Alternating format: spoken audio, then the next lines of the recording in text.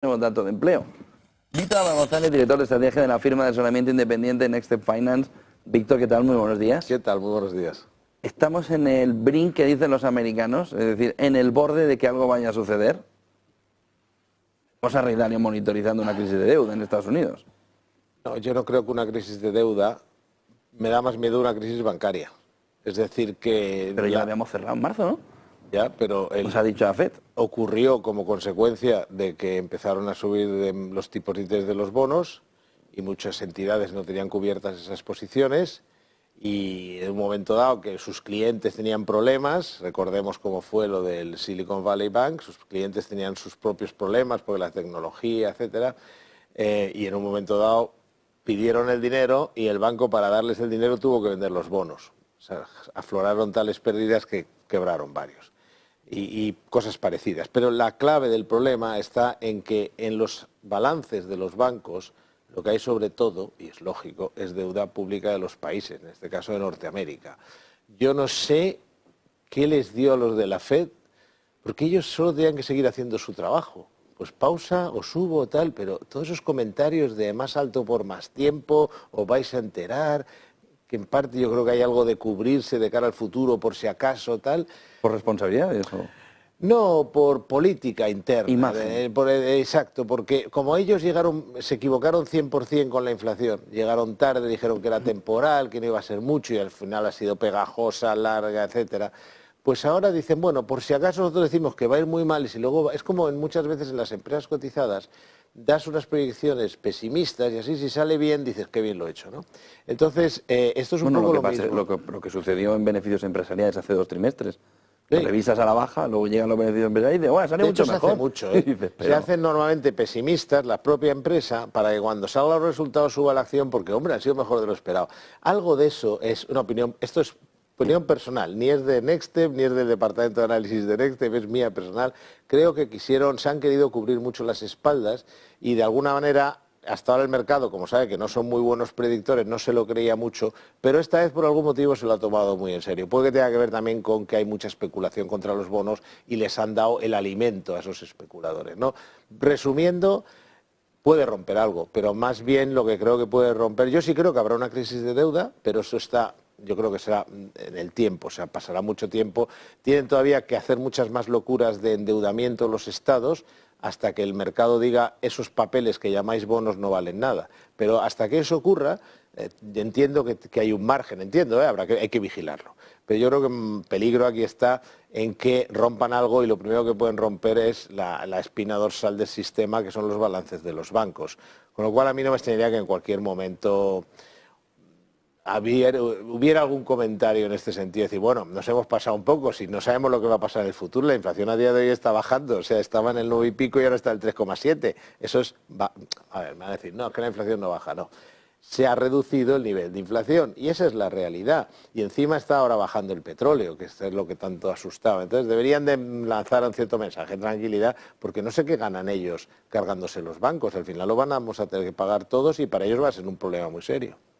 En ese entorno vemos como los bancos tienen una parte de balance que no aflora. Vimos otro día un dato del 25% de ese balance que estarían perdidas por culpa de que, bueno, si llegan a madurar los bonos al vencimiento no pasa nada, pero si los necesitan, como comentabas antes, como sucedió en marzo, tienen unas pérdidas monumentales. ¿Por qué eso no está aflorando directamente, obligado por la Reserva Federal? Bueno, porque podemos arrepentirnos dentro de 6 meses. En parte está obligado porque cuando... los bancos tienen que realizar provisiones en base a esos movimientos, es decir, pero no es automático. De todos modos no hace falta que lo afloren, el mercado lo sabe. El mercado sabe que cada punto que suben los tipos de interés de largo plazo pues le está haciendo mucho daño a los bancos. Y ya la cuestión es cuánto... Lo que no sabemos, y no estaría mal saber, es hasta qué punto se han cubierto. Habiendo habido la crisis antes... hasta qué punto han usado coberturas que pueden hacerlo para neutralizar esa subida de los tipos de interés, que probablemente es lo que está aguantando. Pero cuidado, es que tú no puedes cubrir todo el balance de todos los bancos, o sea, es que eso es casi imposible matemática y financieramente, con lo cual, si a lo mejor todavía no han roto nada los de la Reserva Federal en la banca, es porque los bancos, viendo la primera movida, probablemente también avisados por la Reserva Federal, se están cubriendo más, están usando posiciones, usando derivados para cubrirse, pero eso tiene un límite. Decías que los bonos podía llegar un momento en que valieran cero, que dijeran inversores, que esto que tenéis, que llamáis bonos, vale cero. Vale un 46% menos ya, ¿eh? Efectivamente. Llevan una buena caída. Sí, yo lo que distingo es, una cosa es... Desde 2020, ¿no? Una pérdida de valor porque ha subido, la inflación ha pasado de ser negativa en algunos casos o muy baja en años anteriores a dispararse. Y entonces, claro, los bonos, lógicamente, notan esa pérdida de valor. Y eso es una cosa, digamos, de mercado. Es muy dura, es una caída fuertísima, pero de alguna manera no existe la duda sobre la solvencia y la seriedad de los emisores de los bonos. O sea, yo quiero dejar muy claro esa diferencia. Si he dicho que alguien puede llegar a pensar que valgan cero, no me refiero a que ahora eso ocurra. Eso ocurrirá si la gente pierde la confianza en los políticos y en los bancos centrales. En los políticos por su, digamos, absoluta descontrol a la hora de emitir deuda. Todo se arregla con deuda, todo es me endeudo, pongo dinero, me endeudo, pongo dinero. Entonces eso tiene un límite en la confianza de los inversores y por el otro lado los bancos centrales fabricando dinero. Entonces si fabricas deuda, fabricas dinero, puede haber un momento que se pierda confianza. Pero eso no ha ocurrido. Si los bonos han caído ha sido porque hemos pasado de una situación absolutamente loca. Me voy a permitir decirlo, cuando todo el mundo estaba con la burbuja de la renta variable, la burbuja de la renta variable, la burbuja de la renta variable, creo que éramos dos los que decíamos, donde hay un burbujón es en la renta fija, porque estamos pagando por dar dinero, o sea, por prestar dinero estamos pagando. Y yo pensaba, no ya como economista, como sentido común, pero qué locura es esta. Claro, hemos pasado de pagar por prestar dinero, se dispara la inflación y ahora lo que les cuesta a los prestadores, o sea, lo que cobra el prestamista es el 5, el 6%, el 7%, lo que sea. Entonces, claro, hemos pasado de una situación loca en un sentido a una situación absolutamente loca en el otro, porque hay cierta histeria. Es decir, insisto, si estuviera repuntando... Otro ejemplo, cuando la inflación estaba realmente subiendo, todos los meses subía, todos los meses más, todos los meses la Reserva Federal subía los tipos de interés, teníamos tipos menores que ahora, en el medio y largo plazo. Entonces, ¿por qué ahora, que la inflación es bastante más baja, y bueno, puede repuntar algo, pero probablemente siga bajando? Es que parece un anatema decir esto, pues el mercado se ha vuelto tan loco. Bueno, pues porque hay mucho miedo. Es decir, que, ¿sabes lo que pasa en los mercados? En el caso de la renta variable, en este caso, el origen de la renta fija es que cuando se ha ganado mucho dinero, que es que el Nasdaq iba subiendo un 30 y tantos % antes de esta crisis, el S&P 500 un 20 y tantos %, el Eurostoxx creo un 16, 17, no me acuerdo ahora de memoria. Sí, habían prácticamente recuperado. Cuando tú vas ganando todo ese dinero, como pase cualquier cosa, se es mucho más sensible. Entonces todo el mundo, ¡ay, el fin del mundo! Todo lo que he ganado lo quiero asegurar. Eso es un poco la situación actual, pero insisto, no es lo mismo una crisis, porque hemos pasado de la locura de los tipos negativos a cierta locura respecto a cuál va a ser la inflación futura en base a los datos que tenemos ahora, a una situación, son digamos extremos y debemos de verlos ambos de tal manera. Es un poco más filosófico, pero llamó la atención mucho ayer en un encuentro, el Simposio Internacional de las Finanzas, al que acudía Putin, que dijera que acusara a Occidente de estar de espaldas a lo que él considera que es una trama piramidal del libro, con las divisas, con la moneda fiat, en concreto el dólar. Y que decía que el hecho de Bretton Woods haber perdido ese respaldo del oro tiene que llevar al resto de países, mirando a los BRICS Plus, ¿no?, a volver a tener una moneda que salga de la trama piramidal para dejar a Occidente en su trama piramidal. ¿Crees que hay una trama piramidal? ¿Crees que hay un movimiento de monedas fiat en el que falsifica gran parte de la visión de la economía que vemos? No, yo lo que creo es que, primero, Putin, creo que le ha salido muy bien la jugada de saltarse las sanciones a la torera y el tope al precio del petróleo, y lo que sí está manejando y controlando es el precio del petróleo. Lo que pasa es que eso puede incluso ser bueno porque necesita pasta.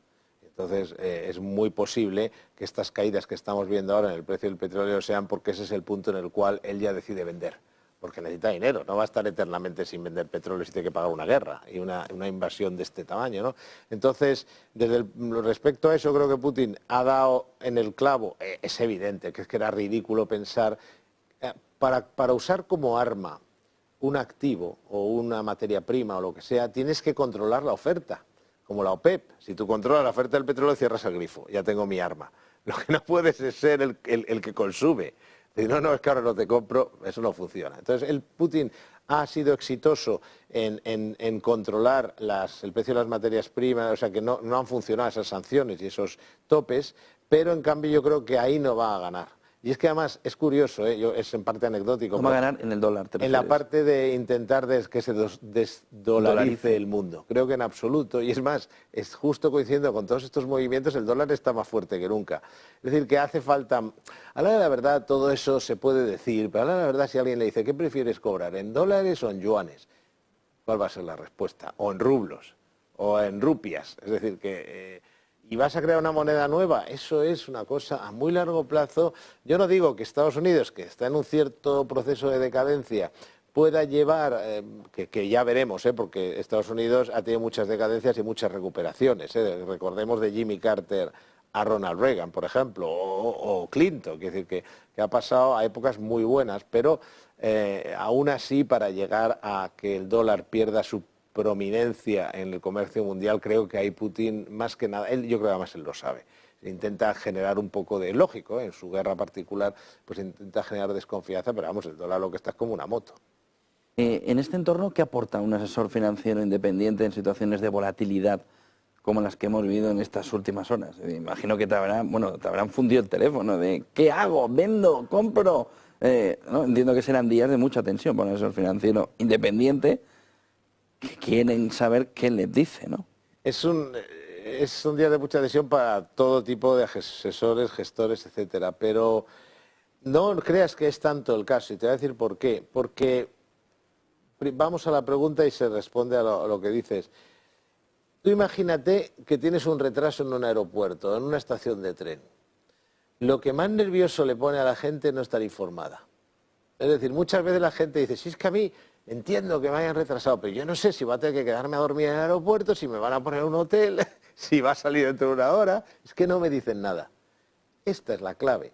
Entonces, nosotros, como la ventaja de un asesor financiero en general, si hace bien su trabajo, es que va a informar a la gente, tiene que hacerlo. Y nosotros, todo este proceso, la gente ha recibido podcast, ha recibido todos los clientes, no los más premium, los premium más cosas, pero todo el mundo ha recibido podcast, ha recibido informes, les hemos dicho lo que está pasando. Cuando en algo veíamos que nos habíamos equivocado, lo hemos notificado y lo hemos rectificado. Es que hay que saber rectificar a tiempo y a nosotros, pues en ese sentido, por ejemplo, esta crisis de deuda nos ha tocado, pero nos ha tocado teniendo la mayoría de lo que es la renta fija recomendada en corto y medio plazo. Largo ha sido muy corto y cuando hemos visto que realmente entraba este nivel de histeria, pues oye, ¿para qué no vamos a complicar? Entonces, pero voy a la información. Vamos a pensar en toda esta gente que les han vendido fondos de rentabilidad objetivo, que son fondos de renta fija en los bancos. Esta gente venía de un depósito. Rentabilidad objetivo es que tenemos un objetivo, sí, que ya se cumplirá. Que no digo que no se cumpla dentro de 3 años, pero van a pasar unos años malos, o por lo menos uno. Ya lo están pasando.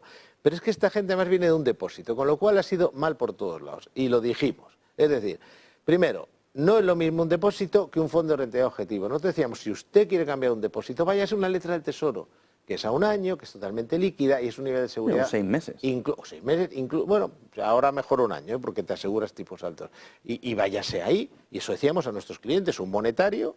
No, les pasaban renta fija, porque así el cliente está enganchado 3 años, está pagando unas comisiones por nada, porque ahí no hay gestión alguna, está pagando un 0,70, un 0,60% de gestión, pero lo peor ya no es eso. Lo peor es que ahora mismo, ¿quién les explica lo que pasa con ese fondo? ¿Quién les dice algo? Pues nosotros sí, tenemos que explicar, nos pueden llenar el teléfono de llamadas, que insisto, no es el caso, porque yo creo que esto es una crisis que hemos informado y hemos actuado bastante en consecuencia. Y también explicamos si es una corrección rentable, pero a toda esta gente, ¿quién les dice? Bueno, pues no preocúpate o no te preocupes, o tienes una ventana de liquidez. Pero es que algunos no tienen ni ventanas de liquidez, algunos tienen una comisión, o sea, has perdido dinero y encima si te sales te van a cobrar una comisión de reembolso. Pero lo peor de todo, insisto, tipo lo del aeropuerto, es que nadie te dice nada. Y aparte de eso, información. Me preguntas qué es lo que aporta el asesor financiero independiente. Lo primero, información, y lo segundo, y muy importante, es que nosotros, ¿cómo diría?, al no depender de la comisión. Esto ya pasó el año pasado. Te voy a poner el ejemplo porque realmente las pérdidas de renta fija fueron mucho mayores el año pasado. Esto es el estertor. Pero las del año pasado, y creo que no van a ser ni de lejos lo que fue el año pasado. Entonces, el año pasado fue cuando fue muy, muy duro. Caídas del 15%, etcétera. fondos, bueno, en renta fija en general. Entonces, lo primero que hace un buen asesor es decirle, mira, si va a subir la inflación y van a subir los tipos de interés, lo que no tienes es que tener fondos de renta fija. ¿Pero qué pasaba? Que cuando no se es independiente, lo que hay que hacer es llevar a la gente a letras del tesoro o a monetarios. Pero no dejan comisión.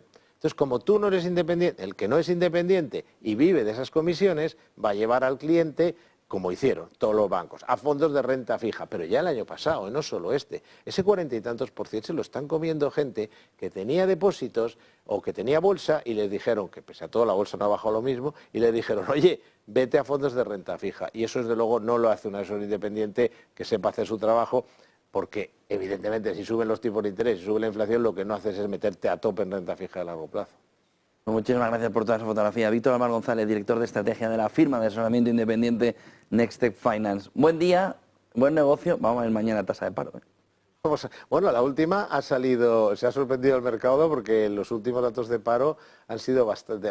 que puede bajar mañana, ¿eh? Sí, sí, pero la colocación, el último, fue bastante malo, ¿eh? Los datos de APD de ayer, creo que fueron. Sí. O sea, que podía sorprender en los dos sentidos. Pero bueno, yo creo que el mercado ya se espera lo peor, con lo cual cualquier cosa que no sea lo peor le va a ser un festival. Pero bueno, oye, hay que esperar a que pase y te digo una cosa, no olvidemos esto, ¿eh? En este negocio se trata de comprar barato, no de comprar caro, ¿eh? La gente no lo hace, pero la gente lo que tenía que estar a hacer ahora es decir, venga, dime dónde aprovecho. ¿Cuánto crees? Esta oportunidad que se está dando en la renta fija de largo plazo y de medio plazo, esto no lo veo yo casi desde que empecé a trabajar. Entonces luego dentro de 2 años, es que los mercados no se gana no se gana si no haces lo que hay que hacer, que es ser contraintuitivo. Y lo mismo te digo en la renta variable, pero no quiero quitaros más tiempo. Mil gracias, Víctor González. Buen día, buen negocio. Casi 10 de la mañana. Bueno,